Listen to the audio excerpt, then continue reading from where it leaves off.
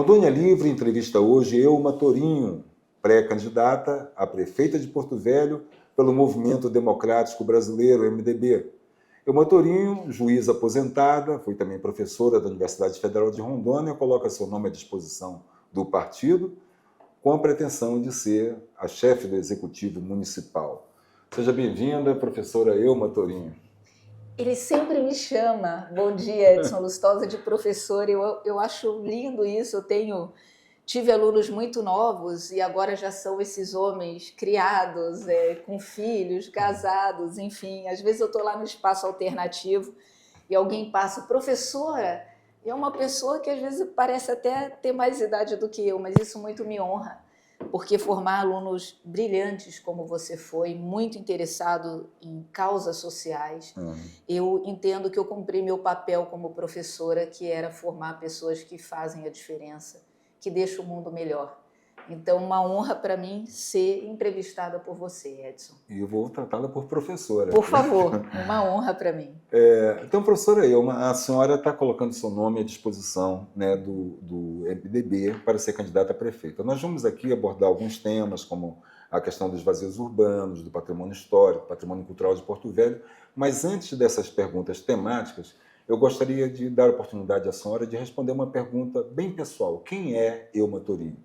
Bom, Elma Torinho é brasileira, é casada, é mãe do Lucas, meu filho tem 19 anos, e eu fui dar aula várias vezes grávida, né? Porque aquilo fazia parte da minha vida, trabalhar e também cuidar da minha família.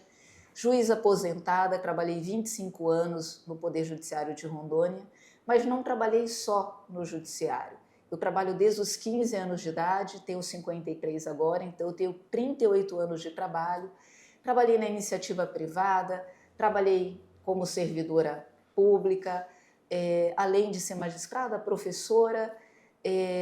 Além disso, estudei muito, além do direito, estudei muito gestão, estudo gestão mais profundamente desde 2013, então tem 11 anos que eu estudo gestão, é algo que me atrai demais, porque a gestão aplicada na minha unidade fazia com que ela fosse mais produtiva e foi aí que eu percebi que resolvendo problemas em nível administrativo eu evitava a consequência no âmbito da justiça, inclusive. Então participei de vários projetos sociais, fiz várias campanhas e agora, com uma visão mais ampla dentro da política, eu posso entender e entendo dessa forma que se eu tiver uma política pública eficiente, eficaz, eu acabo inclusive evitando que isso tudo tenha a consequência não só no judiciário, mas em termos de pobreza, de criminalidade, uma série de outros indicadores que, quando não tem uma gestão eficiente, acaba se perdendo o controle de tudo isso. E a população que mais sofre, sem qualidade de vida, sem perspectiva, sem futuro, sem esperança. Eu tenho ouvido muitas pessoas falarem na rua, a senhora devolveu para mim a esperança. E eu acho que é isso mesmo. Então, dentro dessa perspectiva, né, de uma nova vida para Porto Velho, nós sabemos hoje que a caminhabilidade, né, ela é um dos indicadores que é considerado na hora de ver se o município alcançou um desenvolvimento urbano sustentável. Em Porto Velho nós temos um probleminha que é da falta de calçadas, né? Temos grandes investimentos, outra vez você ouviu falar em 200 milhões de reais de asfalto, né? Mas não se pensa no passeio público, que faz parte da via pública, né? Em Pimenta Bueno já foi derrubado pelo Tribunal de Justiça de Rondônia uma ação direta de inconstitucionalidade movida pela OAB, seccional da OAB, que impunha ao proprietário do imóvel o ônus, né, da construção da calçada. A senhora propõe o que para Porto Velho que ainda impõe esse ônus ao proprietário do imóvel? Quando você tem uma construção privada, além do custo ser individualmente maior, porque uma coisa é você contratar em bloco, e inclusive com parcerias, com empresários, com iniciativa público-privada e com uma série de outros parceiros. Além de você ter um custo muito menor, você tem padronização, você tem acessibilidade. Nós não temos acessibilidade em Porto Velho sequer no centro. Muitas pessoas, eu tenho ouvido muitas pessoas, e ontem conversei com um comunicador que tem deficiência visual, E ele falou assim, onde tem um indicador na calçada, às vezes dá de cara no poste, né? Você também falou isso. Então nós precisamos de um grande projeto, e eu estou ouvindo muitas pessoas. Primeiro você ouve, depois você constrói. Não pode ser goela abaixo, né? Audiências, por exemplo, não se resume inclusive a audiências públicas, algumas que a gente teve na época da pandemia. Eu tive plano diretor construído com isso de maneira eficaz, eu tive código de obras construído com isso de maneira eficaz, ou seja, a gente precisa fazer uma grande ressignificação nisso tudo para permitir que projetos sejam criados, executados e sejam eficientes. Não há dúvida que nós vamos entrar nessa seara, porque, de fato, como falou bem o ministro Herman Benjamin no STJ, calçada diz respeito à dignidade, não é só uma questão estética. Então, a dignidade da pessoa humana está na sua Perfeitamente. provável pauta como gestora municipal. Em várias áreas. E a questão dos vazios urbanos, professora Ilma, qual é a sua proposta, então, para corrigir essa distorção? Nós normalmente, não sempre, mas normalmente nós temos vazios urbanos ligados à especulação imobiliária, né? E nós precisamos reformular isso também. Nós temos, eu acho assim, muitas pessoas pensam que a gente acaba criando tudo do zero. Um bom gestor, ele inclusive busca em outros locais boas práticas. Nós temos que falar o tempo todo sobre tecnologia, por exemplo. Como é que a gente não está conectado?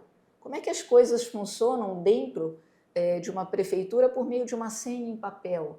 Se você quer pagar hoje um tributo, você tem muita dificuldade de fazê-lo, querendo pagar. Então, nós precisamos ter uma amplitude de olhar para isso, e uma das coisas, uma das boas práticas, diz, inclusive, que a gente pode ter um índice construtivo. Ou seja, aquelas pessoas que querem construir teriam estímulo, isso gera receita para o município, isso gera emprego para as pessoas que trabalham na construção, isso gera renda para quem tem comércio relacionado não só à área construtiva, mas às outras áreas também. Você desloca para uma região, você vai ter ali pessoas que vão comprar a comida, o marmitex naquela região, que vão se deslocar por meio do motorista de aplicativo. É todo um sistema que acaba sendo movimentado quando você tem estímulo a construir. Agora, hoje, se você procurar um alvará ou algum tipo de licença, você vai demorar ali quase um ano para conseguir isso, porque, inclusive, a gente não tem mais um setor específico dentro da prefeitura relacionado a isso. Nós temos cargos em extinção e nós devemos pensar, inclusive, como é que nós poderíamos acelerar essas autorizações construtivas que hoje estão empacadas e demorando muito tempo. Eu mesmo conheço alguns casos concretos, né? Pessoas que estão com a obra parada por exigências em relação à calçada, né? Mas, um absurdo.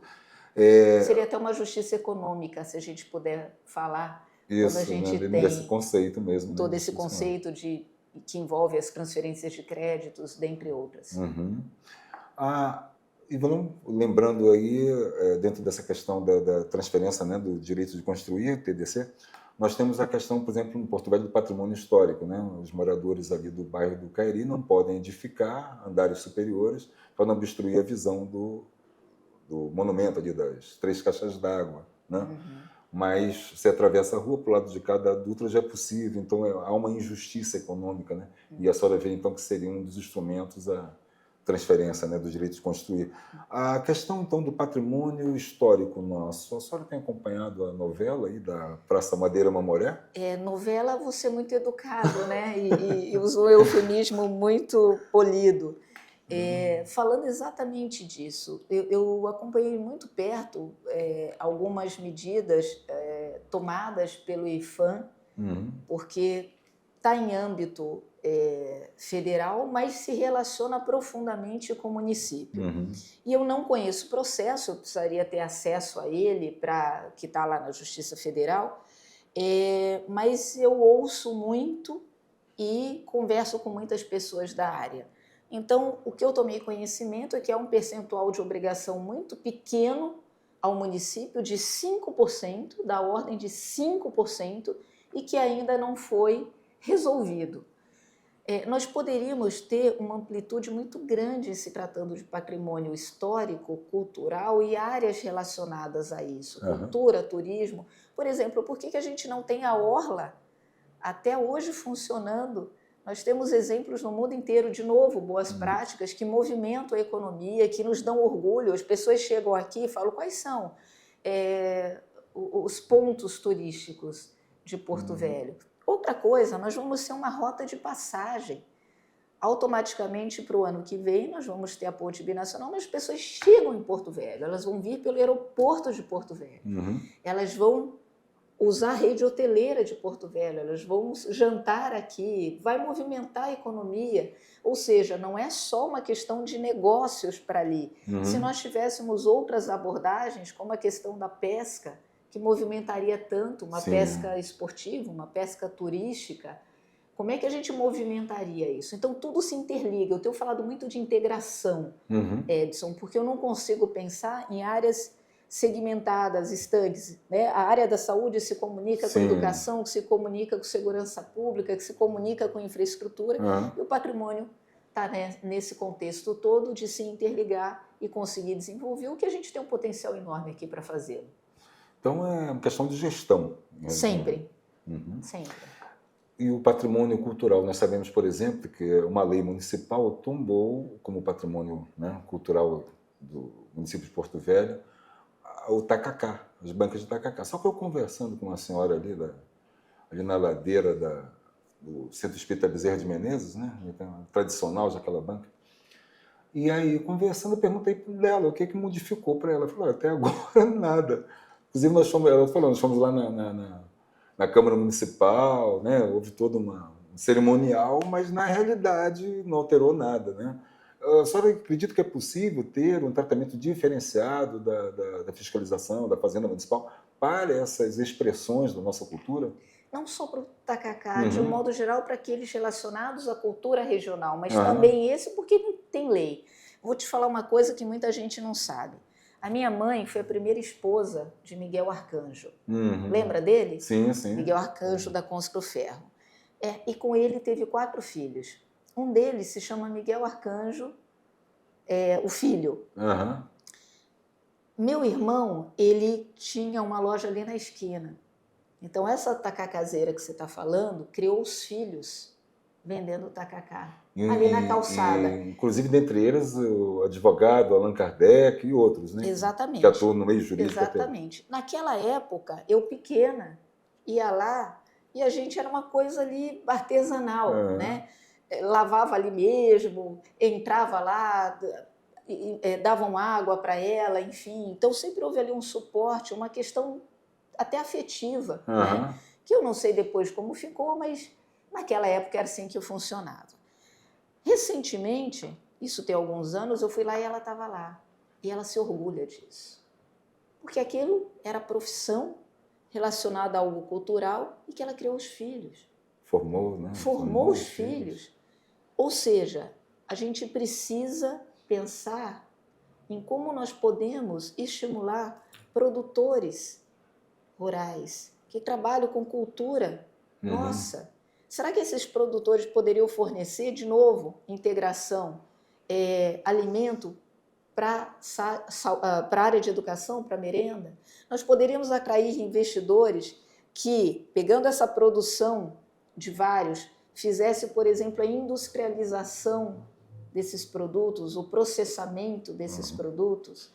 Nós somos um polo, nós vamos ser o coração da América Latina. Está aqui, é Rondônia, o estado superavitário na época da pandemia. Só 2 foram, Rondônia foi um deles. Então, como que a gente pode expandir isso? Não é circunscrito a uma área segmentada, não é circunscrito só a uma população específica. Isso a gente tem que expandir. E, de novo, a gente faz com gestão eficiente.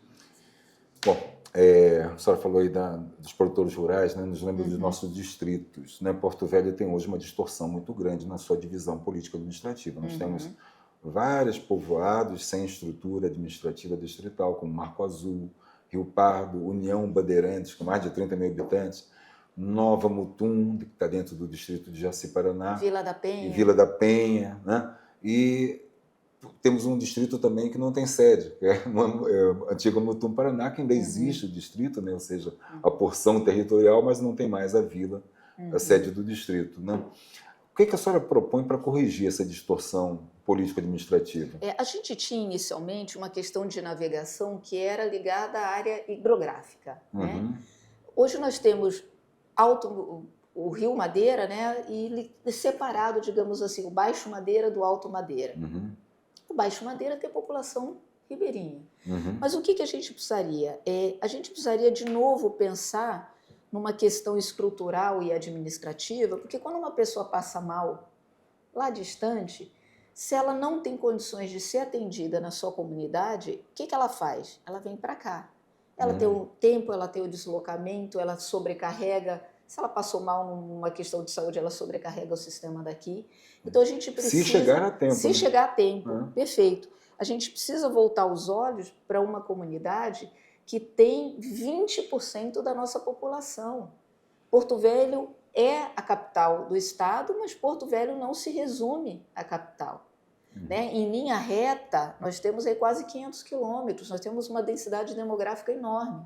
Então, ou a gente pensa um projeto que inclua todo mundo, que seja inclusive mais inclusivo, não só das áreas de inclusão propriamente dita, de deficiências, de doenças que estão excluídas. As pessoas hoje falam muito assim, olha, essa área aqui já recebeu algum nível de atenção, mas e doenças autoimunes? Está no nosso projeto inicial? Eu consigo abarcar essas pessoas com um diagnóstico rápido e evitar, inclusive, a consequência ruim, a piora do estado, que de novo sobrecarrega o nosso sistema de saúde? A gente não tem esse planejamento que inclui todas essas comunidades. E elas fazem parte, elas pertencem. Fica algo, não é só exclusivo, fica invisível. Isso me preocupa muito, essa invisibilidade, sabe? E elas vão passando anos após anos, todo mundo chega lá em época de eleição e concretamente o que se tem? Nada. Então nós vamos incluir, e nós vamos incluir para um período muito grande, que ainda que a gente sofra inicialmente para colocar a casa em ordem, mas lá na frente nós vamos ter resultado. Professora, aqui em Porto Velho, né, ou melhor, Rondônia toda, sofreu muito recentemente com a questão dos voos, né, que foram suspensos, companhias aéreas, e toda essa celeuma começou quando os consumidores começaram a lutar pelos seus direitos, né, contra alguns abusos que eram cometidos pelas companhias aéreas. A senhora vê a possibilidade de, além da estrutura estadual, né, nós temos um PROCON municipal, como muitos municípios têm? Possibilidade eu vejo, mas eu penso que se o PROCON ele não tiver autonomia, né, ele não pode ser algo incluído na prefeitura que ele não tenha autonomia. Se ele não tiver autonomia e se ele não tiver postura de exigir de todos, inclusive de órgãos de fiscalização, aquilo que deve ser feito, não adianta. Né? Nós tivemos essa crise que persiste até hoje, que não foi resolvida, que vergonhosamente não foi resolvida, acusando consumidores que foram à justiça buscar seus direitos, acusando o judiciário de conceder indenizações, quando, na verdade, todo juiz... Eu não respondo pela presidência da Merou Mais, que eu representava a Associação dos Magistrados, mas eu não posso deixar minha história de fora, eu não posso deixar meu legado de fora, eu não posso deixar meus feitos de fora. Ou seja, juízes, e aí eu falo com propriedade como juiz aposentada que sou, juízes julgam fatos e condenam quando tem provas. Ponto. Os consumidores de Porto Velho, do estado de Rondônia, não podem ser massacrados a pretexto de uma suposta indústria predatória que, na verdade, em termos numéricos, como eu fiz a apresentação no Congresso Nacional, não se comprova. O custo operacional, que era o 1,5%, caiu para 1%. O custo das passagens é 1%, com indenizações judiciais, com indenizações extrajudiciais, as plataformas e com assistência a passageiro, que inclui transfer, hotel e alimentação. 1% hoje. Vem culpar os consumidores de Porto Velho, de Rondônia, é um absurdo isso. E ainda se divulga que se retomou voos. Nós tivemos um corte enorme de voos e 3 voos, vergonhosamente, 3 voos indicados agora para o segundo semestre, do número enorme de voos que foram cortados, mais de uma dezena. Nós temos, para você ter uma ideia, Edson, passagens que custam mais barato para Rio Branco, que tem que passar por Rondônia, que é a conexão, do que passagens compradas direto para Rondônia. Nós estamos sendo retaliados. Então eu quero ver os órgãos, por quem os representa, fazer o mesmo trabalho que foi feito aqui ao lado, pelos nossos co-irmãos acreanos. Eu quero que seja aberto o mercado para outras companhias, como é nos Estados Unidos, na Europa, que tem mais de 50 e mais de 70 companhias. Não pode ter esse monopólio, né? Nós vamos continuar insistindo nisso. Eu acho que o PROCON seria uma boa alternativa se for um órgão independente. Agora, se for como uma agência que não faz o seu dever de casa, acaba que a gente não tem efetividade, infelizmente. Vai ser figurativo apenas. Exatamente. Né? Bom, vamos falar agora de um assunto que interessa a todas as pessoas, apesar de muitas pessoas não terem se conscientizado de que isso interessa a elas, que é a questão da terceira idade. Né? A meta de todos nós é alcançar uma velhice, uma velhice saudável. Né? Hoje existe um conceito que é de cidade amiga da pessoa idosa. Né? O que é uma cidade amiga da pessoa idosa? Mas que tem uma arborização, né, que dá uma condição climática favorável, né? Que tem espaços públicos que contemplam a presença do idoso, enfim. A senhora assumiria esse compromisso de levar Porto Velho a conquistar esse status de cidade amiga da pessoa idosa? Eu já vou abranger várias áreas e talvez até algumas perguntas suas aí futuras que você possa fazer.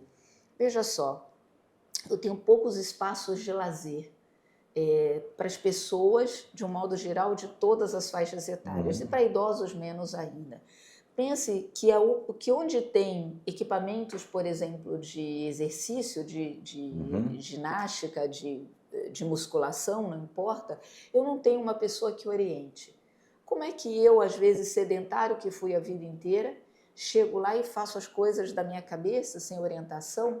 Você não fez um curso de direito sem orientação, médico não clinica sem orientação. A gente não poderia ter pessoas cuidando dessa parte de saúde, e a gente sabe que saúde física reflete na saúde mental, dá mais longevidade, dá menos doenças demenciais, etc. Nós não poderíamos ter mais espaços construídos para isso, espaços integrativos entre idosos e jovens. Se eu vou lá praticar um jogo de vôlei ou eu estou numa pista de skate, eu não poderia ter jogos, por exemplo, não só o espaço de exercício, mas jogos para idosos. Você chega no Rio de Janeiro, em Copacabana, brincam, falam assim, o Copacabana é um bairro que os idosos gostam de morar. Por quê? Porque eles vão para ali no finalzinho da tarde, jogam dominó, jogam jogo de dama, conversam sobre a política, conversam sobre o país. Imagina se eu tenho isso integrado, as gerações integradas.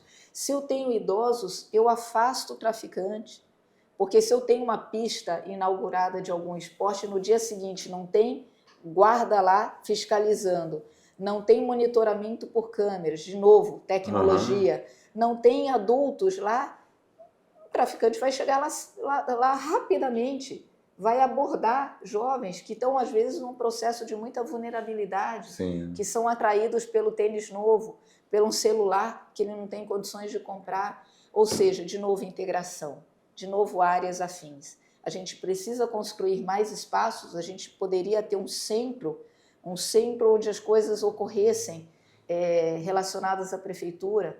Nós podemos ter feiras permanentes nesses locais, feiras de artesanato, feiras comunitárias, que aí está servindo ao esporte, mas que pode servir também ao aspecto cultural, ao aspecto comercial. Um dia na semana, reúne a comunidade do local. Desculpa, minha cabeça amplia, tudo eu consigo e vejo num sentido macro, porque não pode ser artesanal, não pode ser resolvendo só a reclamação do Edson, que liga para mim e fala assim, olha, eu não fui atendido hoje na Secretaria de Fazenda, e aí eu ligo para alguém e atende o Edson. Não é assim que funciona. Uma administração eficiente, ela resolve em nível coletivo, E a partir daí os casos pontuais são Mas numa tratados pela dimensão emergência, sistêmica, pela né? urgência, né? Aham. Do não poder esperar. Mas tem que ser um sentido público, coletivo e global, infelizmente. Não temos isso ainda em Porto Não Velho? temos, não temos. Bom, Porto Velho também não dispõe até hoje, a senhora falava da cultura, ainda há pouco falamos da tacacazeira, né? Porto Velho não dispõe até hoje de um espaço apropriado para um grande evento cultural. E a gente está, como a senhora lembrou, às portas de uma nova era, né? De uma maior presença de pessoas turistas aqui na nossa cidade, mas nós não temos hoje um local para abrigar um grande evento. Parece que já teve até uma emenda, acho que foi até de um senador do seu partido, né, uma gestão também do partido seu, mas isso não acabou não se concretizando, né? Então, como é que a senhora vê essa questão? A senhora acha que a prefeitura pode abraçar, já que o governo do estado tinha até recurso e não fez? Será que a prefeitura pode abraçar essa causa? Você falou de recursos, era a minha ideia inicial quando eu aposentei de ter uma escola de governo, porque fui juiz auxiliar da presidência e nessa condição eu fazia para o presidente a questão da administração dos precatórios, né? E precatórios, para quem está nos assistindo e não sabe, é quando você processa um dos entes e ganha e ele não paga você entra numa fila. Pois bem, lá nessa condição eu tinha muito contato com prefeitos e alguns que não tinham sequer secretário da Fazenda, não tinham procuradores do município, eu os colocava embaixo do braço, como é toda mãe, né? E fala assim, vem para cá que eu vou te ajudar. Por que eu estou te falando isso? Porque eu vi tanta deficiência nessa questão da área de gestão, nessa área de planejamento estratégico, de governança, que eu falei, eu vou me aposentar, vou ter uma escola de governo. Quanto que eu posso ajudar o estado inteiro, a região norte, em trazer recursos, aplicá-los bem, fazer os projetos e principalmente não devolver dinheiro. Nós devolvemos uma quantidade enorme. Já é difícil conseguir o recurso. Quando a gente consegue, a gente não tem projetos, devolve. Quando faz projetos, muitos não são aprovados. Outros têm problema relacionados à área de Ministério Público, Tribunal de Contas, etc. Então eu falei, eu vou ajudar nisso. Foi daí que surgindo a aposentadoria, vem o convite para a área pública. Então, nós precisamos de um local que nós poderíamos chamar como quiséssemos, municipal, mas não só isso. Nós, de novo, precisamos dessa integração. Porque se a gente não tem integração, por exemplo, quanto que a gente poderia fazer em parceria com o governo federal? Você não quer recursos do governo federal? Eu quero. Eu quero todos e de todos os governos, porque em 2026 temos novas eleições. Eu preciso dialogar com todos.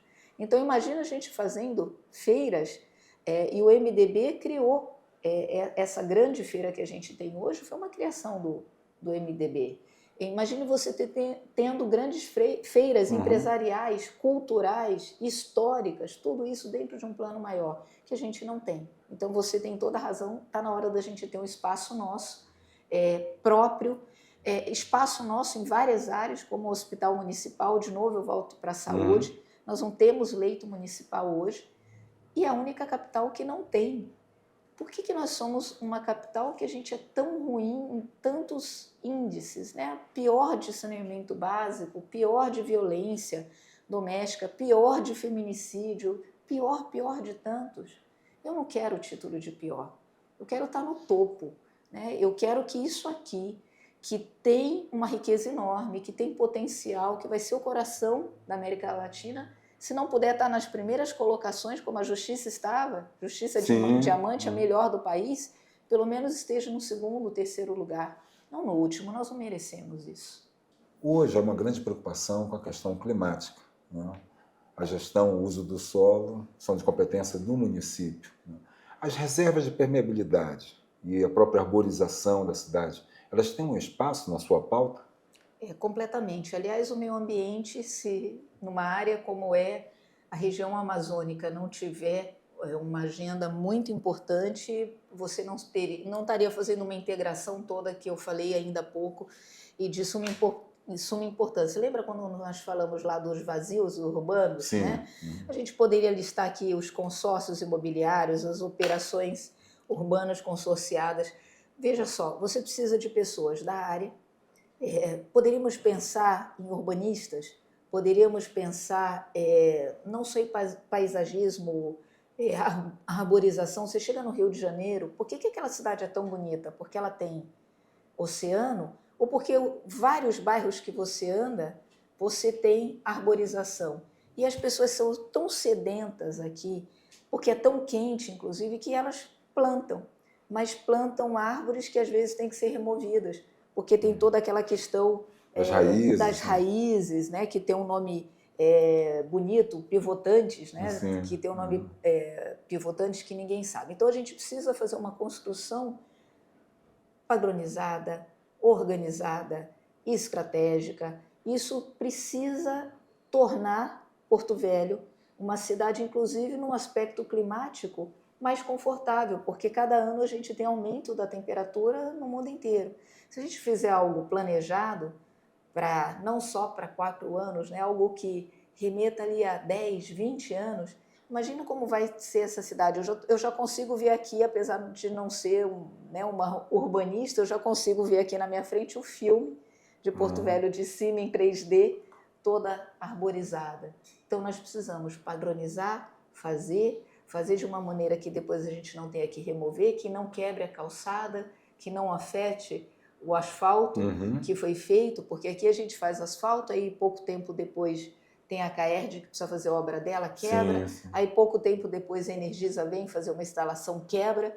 Então a falta de planejamento é total e a gente precisa de novo se integrar com todos os entes, com todos os órgãos, para falar assim, olha, é tecnológico, está aqui na planilha, as planilhas se conversam entre si, né? A gente tem um planejamento, você já estava na tua planilha do teu orçamento, então esse aqui eu não faço, esse aqui, percebe? Não é difícil. Não é difícil. Uma das propostas do Ministério das Cidades é o cadastro técnico multifinalitário, que une os dados, né, dos diversas concessionárias, do próprio município, e infelizmente, né, nosso município ainda não tem isso implementado. Tecnologia, né? Tecnologia da informação, exatamente. Tecnologia, né? precisamos dela. E a senhora, não sei se a senhora já teve oportunidade de ver ali na Avenida Tiradentes, a rua do comando da PM ali, que havia até uma arborização central e tal, e hoje tem uma pista de caminhada, né? Não sei se exatamente qual é a proposta ali, se é uma pista de caminhada ou se é uma ciclovia, né? Central. De qualquer forma, a senhora concebe que alguém, ao meio-dia, em sã consciência, se dispõe a utilizar aquele espaço? O que está faltando ali? Climatização, né? Se não dá árvore, coloca caramanchão, usa uma alternativa, usa a vegetação de uma outra forma, né? Ciclovia, inclusive, nós não temos ciclovia, concorda comigo? Sim. Isso é importante, principalmente porque a gente tem uma população que usa muito motocicleta e usam poucas bicicletas, porque a motocicleta acaba sendo, para quem tem condições, e eu coloco condições muito entre aspas, né?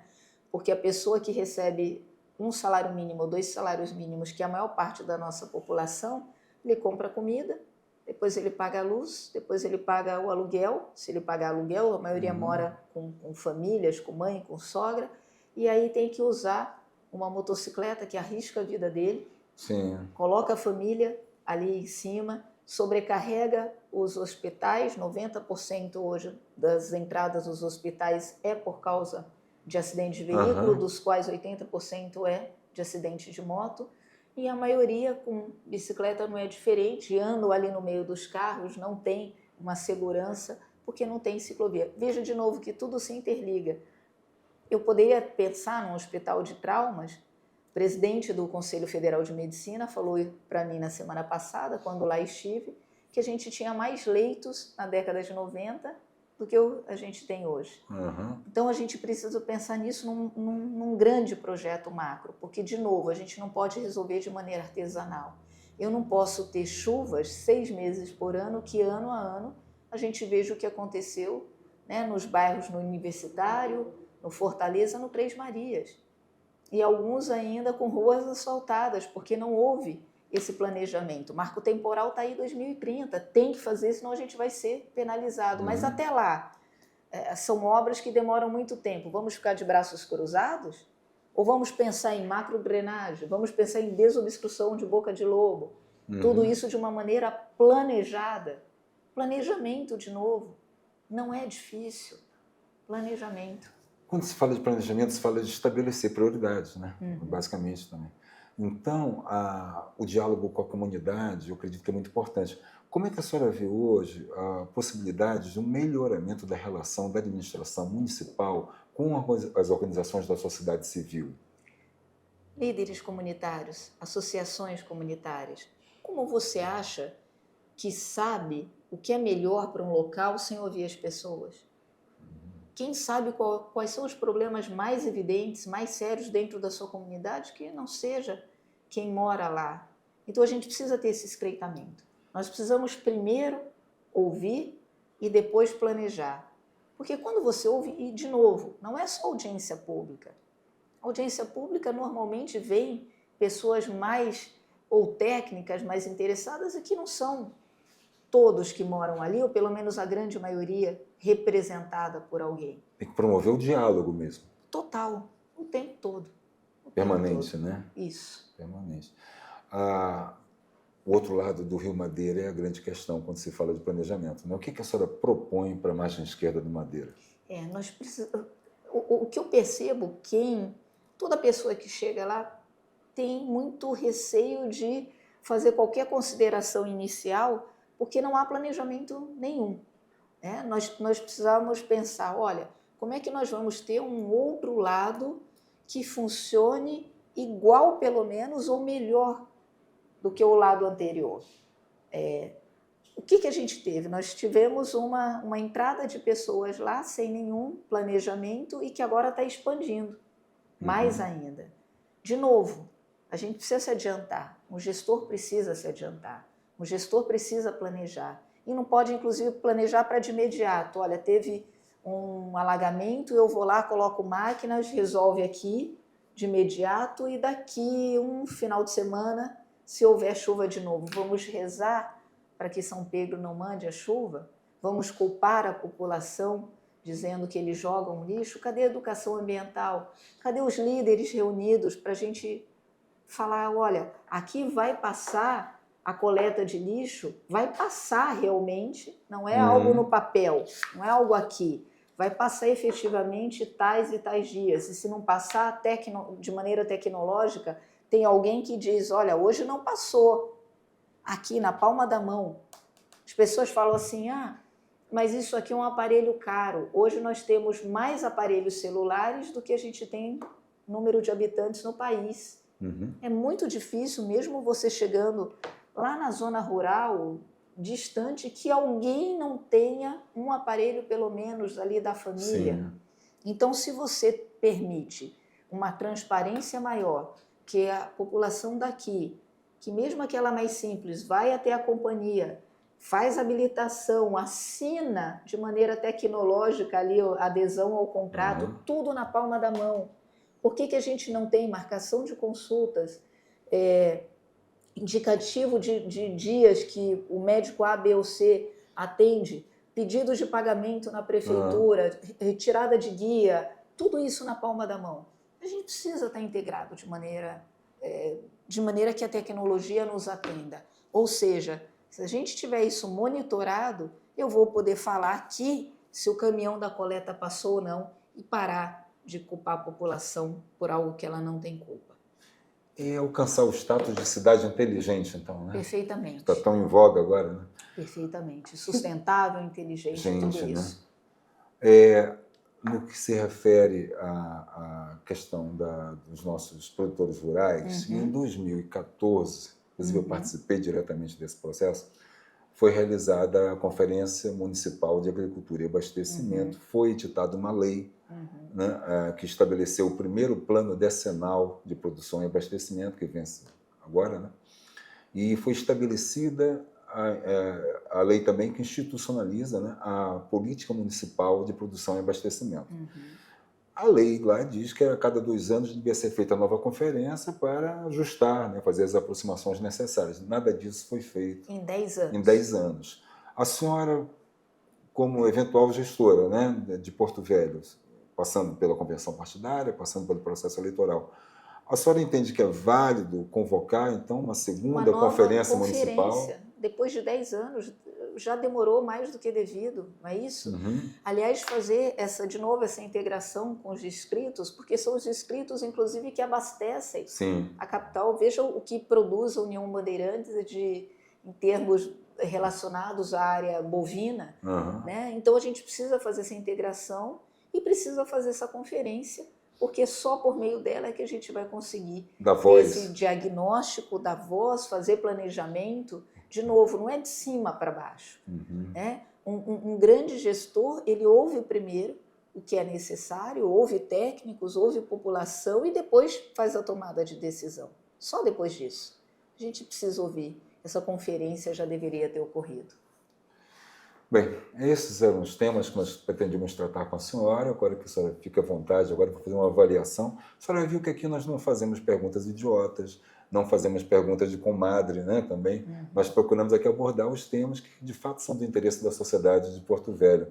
Que avaliação a senhora pode fazer, então, dessa sua experiência de estar conosco aqui no nosso site Rondônia Livre? Primeiro eu quero parabenizar, como eu disse no início, para quem acompanhou desde o início, o Edson Lustosa foi meu aluno, sempre foi muito inteligente, muito instigador, sempre preocupado com causas sociais. E eu acho importante que tenha um canal desse, Edson, que não se preocupe com coisas midiáticas, porque a gente sabe que coisas midiáticas às vezes dão muito engajamento, mas aquilo que ajuda a tornar o mundo melhor, a fazer a diferença, que não dá, às vezes, tanta popularidade, é o que faz diferença lá na ponta, lá para você que está nos acompanhando, que está nos ouvindo. Então, muito obrigada pelo espaço. Eu quero que as pessoas conheçam o Euma Torinho, não só quem foi meu aluno, né, mas toda a população conheçam o Euma Torinho. Eu conheço a história da minha família, uma história de pessoas honradas que fizeram parte da história dessa cidade, desse estado. Eu sou de uma família tradicional, sim, com muito orgulho. Eu tenho raiz nessa ancestralidade, eu honro essa família. Eu tive uma avó que trabalhou numa época que não trabalhavam, mulheres não trabalhavam, foi a primeira guarda-livros do estado, que hoje é chamada contadora, e minha avó teve 9 filhos. Maria Cangue Torinho. Exatamente, trabalhou na Ceron, tinha 2 empregos, né? Numa época que mulheres não trabalhavam. Veja de onde as pessoas falam, nossa, a senhora é tão forte, tão guerreira. Eu não cheguei aqui sozinha. Né? Eu vim de toda essa força da minha família, das experiências que eu tive, que não foram poucas, experiências na área jurídica, experiências na área administrativa. Então, o que eu quero? Que a população, conhecendo o Euma Torinho, conhecendo a minha história, a minha experiência como juiz e como gestora, que a vida inteira soube das mazelas humanas, ouviu as pessoas como a gente está ouvindo aqui, que sabe que tudo que não dá certo em políticas públicas reflete na justiça, possa finalmente se apresentando e ser divulgado o meu nome, que as pessoas, inclusive, indaguem a mim tudo que elas tenham dúvida como você fez. Porque a gente está num mundo de muita falta de informação, de desinformação, de notícias que não são verdadeiras. E eu estou incomodando muito, Edson. Se eu tivesse inexpressiva, ninguém estaria falando de mim ou batendo em mim. Mas eu tenho o couro duro, como dizem, né, como beiradeira que sou, e vou suportar de pé, honrada, com seriedade, com comprometimento, com senso de justiça, todo o caminho que eu fiz até hoje e que me alçou a essa condição vinda pelas mãos do MDB, um partido conciliador, um partido que conversa com tantas pessoas, que constrói pontes, e eu tenho repetido, nós vamos ser agora as pontes que Porto Velho precisa para se tornar uma capital nos índices de orgulho e não nesses índices vergonhosos que a gente tem até hoje. Muito obrigada pelo apoio aqui nesse momento, pelo espaço concedido a mim e ao MDB. A porta está sempre aberta, professora. Obrigada. Muito obrigado por ter vindo. Meu eterno aluno. Tudo de bom.